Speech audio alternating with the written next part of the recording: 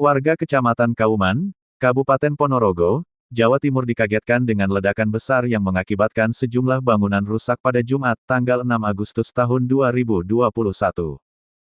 Ledakan tersebut diduga berasal dari petasan di balon udara yang melayang di udara. Akibatnya, 4 rumah dan 1 gedung sekolah menengah pertama di Desa Sumoroto mengalami rusak berat. Ledakan tersebut dikabarkan terdengar hingga jarak 3 km di kantor Polsek Somoroto. Kapolsek Somoroto, AKBP Nyoto mengatakan, setelah ledakan besar itu, sekitar pukul 5.45 waktu Indonesia Barat, masyarakat tidak berani mendekat. Setelah kita datang olah TKP memang banyak terjadi kerusakan kaca rumah penduduk pecah, kata Nyoto, Jumat tanggal 6 Agustus tahun 2021.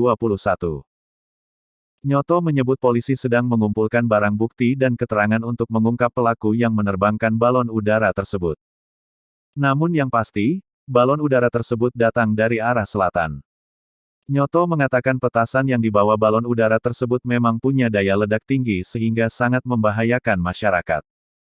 Beruntung tidak ada korban jiwa dalam peristiwa tersebut. Sementara untuk kerugian materi warga yang rumahnya rusak, Nyoto menyebut bisa sampai 10 juta rupiah.